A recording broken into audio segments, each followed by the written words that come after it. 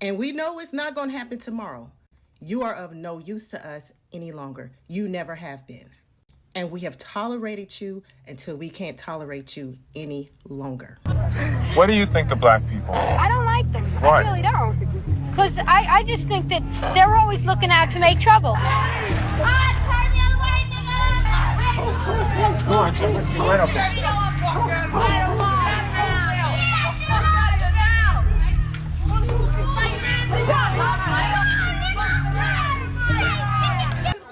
You want to talk to her? Do you want to talk to them? Don't put them motherfucking hands on them. They asked. I didn't know. I did nothing. You asked me what's happening. I'm telling you what's happening. They're recording me. They're saying that I'm trying to put my hands on them. I have not moved. Y'all gotta record people like this, because they're trying to laugh on you. 1, 2, 3, 4, 5, 6, 7, 8, 9, 10, 11, 12, 13, 14, 15. And she counting all the black people. We can't be out here because we black. Let us be white. We can be out here. What is it?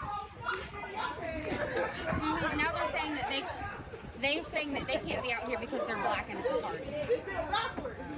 She told me that's not a police officer. He wanted to put you in the back of his truck. He can't. Okay, he can't. Not as a transport. Why are you talking to her like she's grown up though? It don't matter. Because I don't know who she is. How do I know who she is?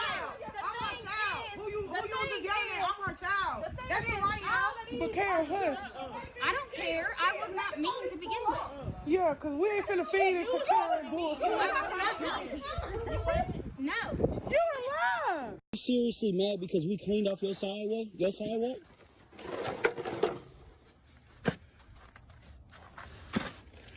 So you mad because we cleaned off your sidewalk?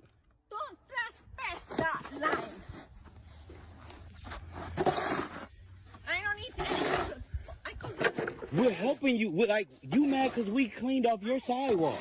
mess around with this one. You know what? You have to go We cleaned off your sidewalk. It's public sidewalk. We cleaned it off for you. with Jelly there. Jelly and Tanya.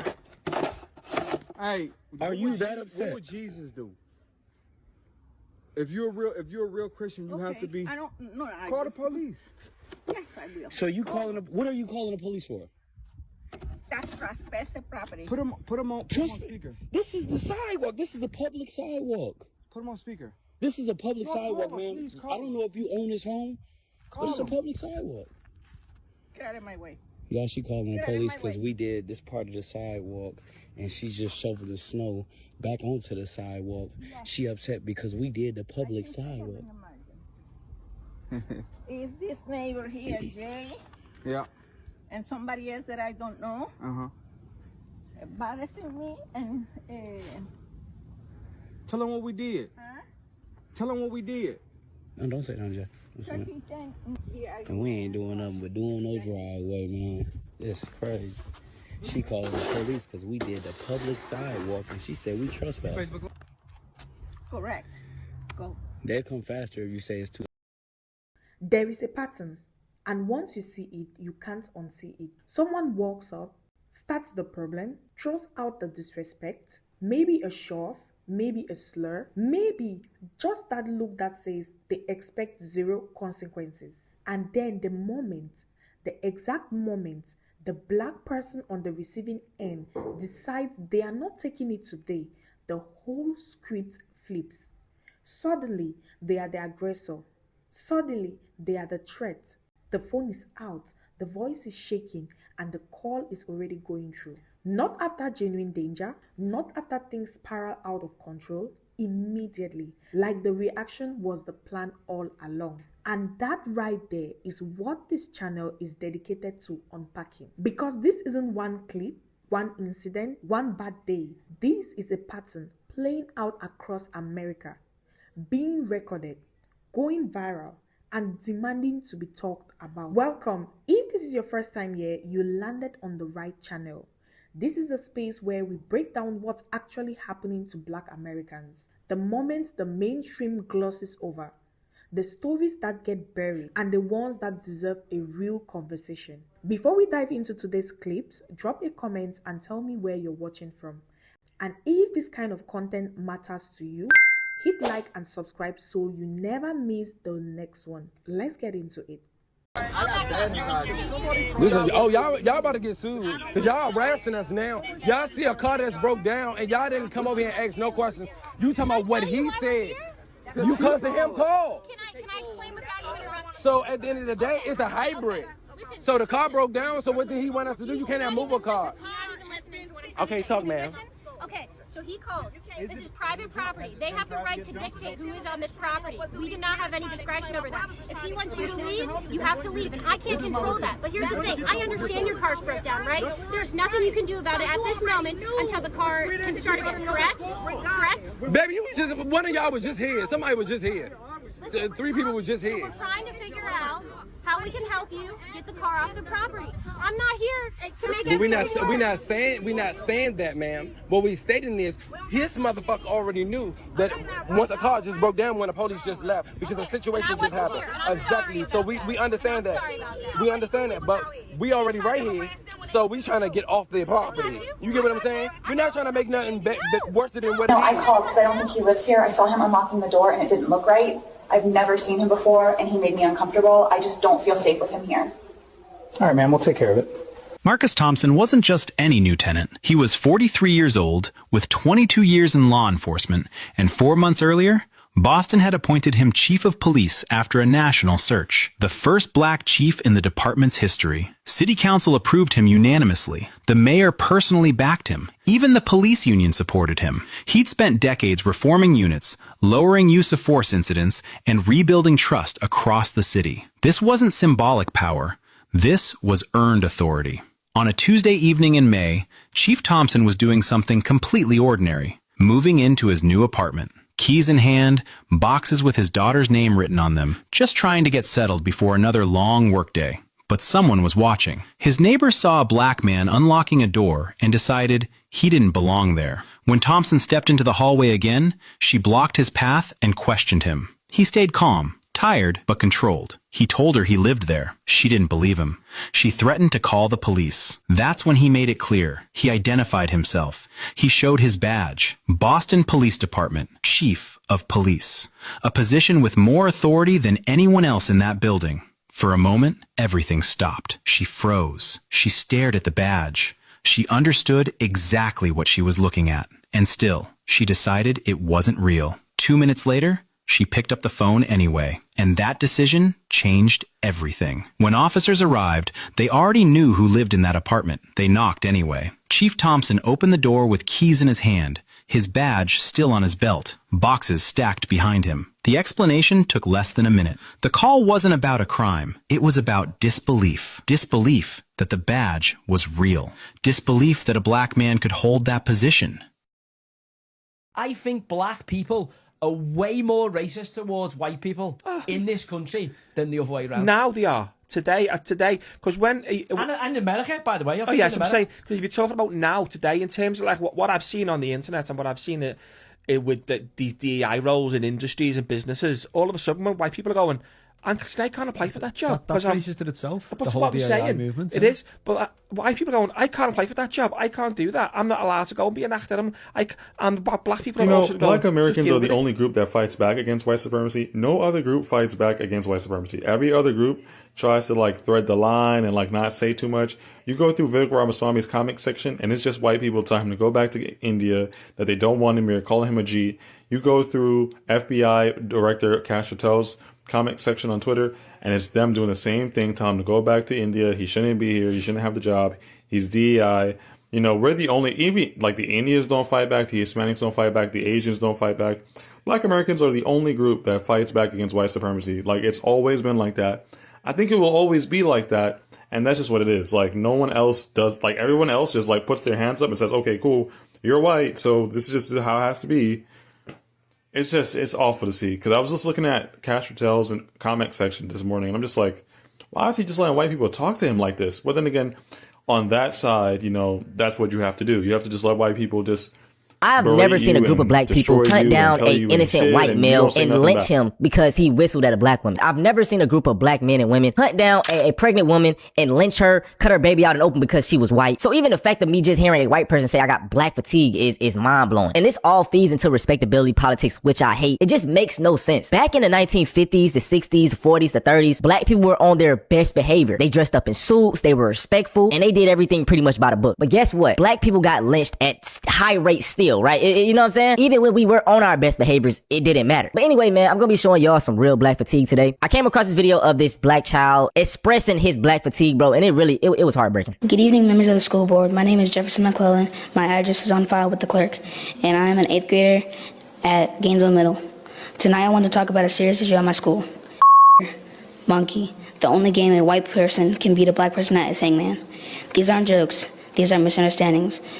These are racial slurs said directly to me by other students. Sorry to pause, bro, but I get messages on the daily of a lot of younger middle schoolers, high schoolers telling me that they tired of their white friends making racial jokes. You know what I'm saying? It's getting to them. And that is why I be telling y'all all that, letting your white friends say the N-word, letting any non-black person say the N-word around you, letting these racist jokes pass so often. It ends up to things like this. I have reported this harassment before. Nothing seems to happen, and it keeps happening.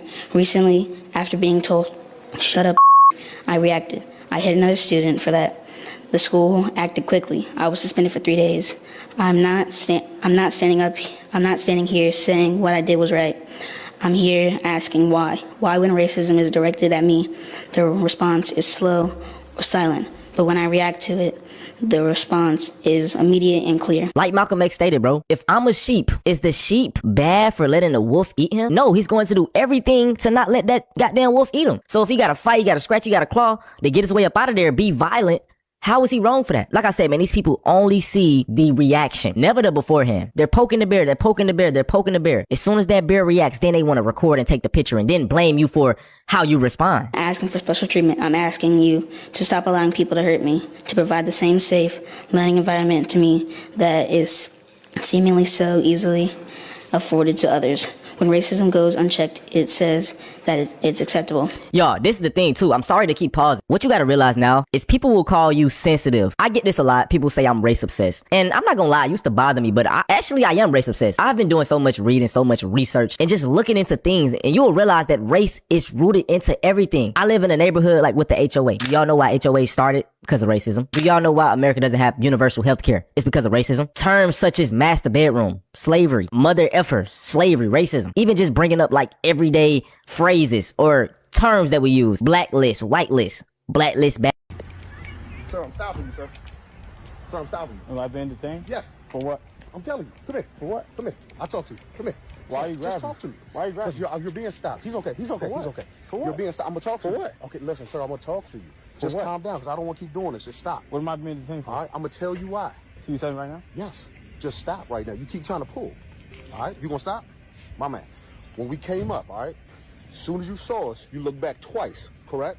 You also moved your backpack, in the, your little satchel area in the back of you, okay? So what I was going to do was pat you down for a possible weapon, okay? So with that being said, we're going to take a stop report. Sir, come here. You can't move. Stay right here, okay? What am I being detained for? I already told you. We already went over that. Suspicion of a weapon. Yes. There you go.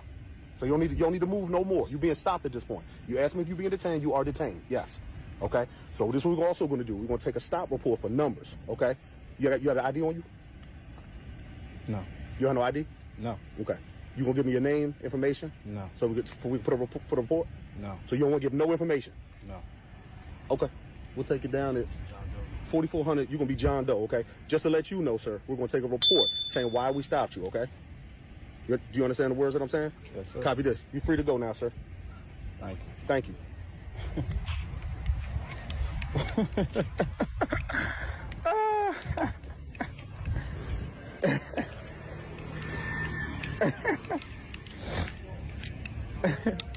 Hey.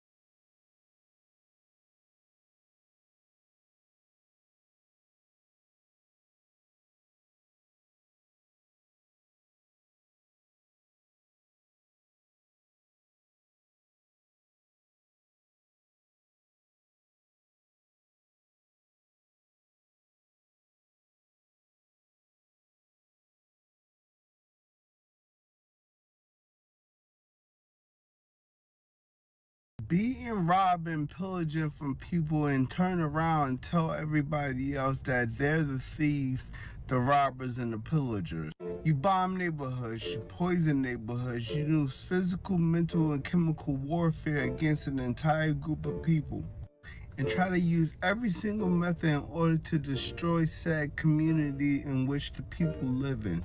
You strip people from homes, you strip people off the street, you put them in a systematic chokehold. You drain their resources, you destabilize them, and try to ruin any hope that they can economically then sustain themselves. You imprison them at higher rates, you imprison them with harsher sentences, you limit them from healthcare, you limit them from education, you limit them from physical fitness, you limit them from military benefits, you limit them from receiving child care. Matter of fact, you make them the child care. You limit them from emergency medical attention. You limit them from opening business by themselves. You limit them from purchasing homes in the correct way so that they can build generational wealth. As soon as they found a way to open up businesses, buy houses, get emergency medical services, you then shut that down, burn that down, or zone them out of existence. In the year of 2026, they're stealing homes through deed theft from black residents. Black man was just buying wine after work and got the shit beat out of him in the liquor store by the NYPD. A Mexican police officer got online and said how she systematically targets black people and she would arrest them even if they did nothing wrong. And then y'all really have the nerve to turn around and say, wow, these people are so angry. Now, here is what nobody talks about enough. You hardly ever see a black person in a confrontation reach for their phone first to call the police. That's not the pattern. The pattern runs the other way. Provoke, trigger, then call. And the moment that call connects, the entire story rewrites itself in real time. The person who started it is now shaking, now scared, now the victim. And the person who was just minding their business 5 minutes ago, now they are the threat. Now they are the problem.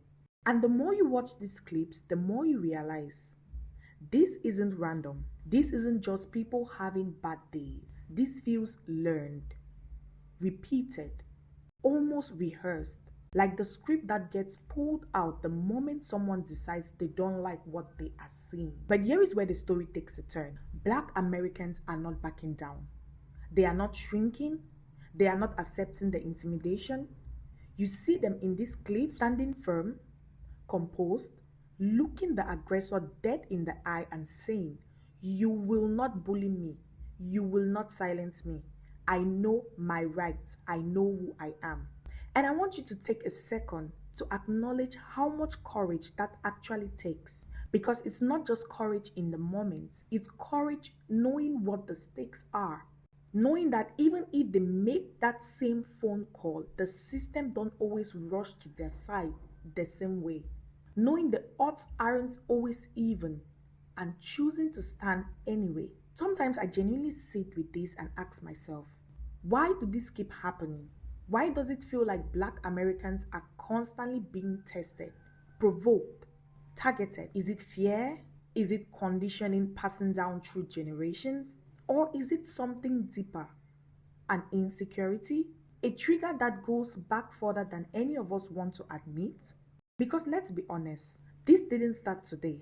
This didn't start last year. This has been playing out for centuries, and somehow here we are in 2026 and the same pattern is still showing up, still being recorded, still going viral. But the difference now, Black Americans have decided they are done being intimidated into silence. They are standing for themselves, for their families, for their dignity, even when the system doesn't fully stand with them. And so what do they have? They have each other. And you can feel it, the unity, the awareness, the collective refusal to be pushed around, because they've arrived at a truth that is hard-earned and undeniable. If the system won't fully stand for you, you stand for yourself and you stand for one another. That's what you're really seeing in these clips. Not just confrontation. You're seeing a person who have made a decision, a quiet, powerful, unshakable decision, We will not be intimidated anymore. And that, my people, that is worth paying attention to. Thank you for watching all the way through. If this video made you think, make you feel something, make you see something differently, then it did exactly what it was supposed to do. Make sure to like and subscribe so you don't miss what's coming next. I'll see you in the next one.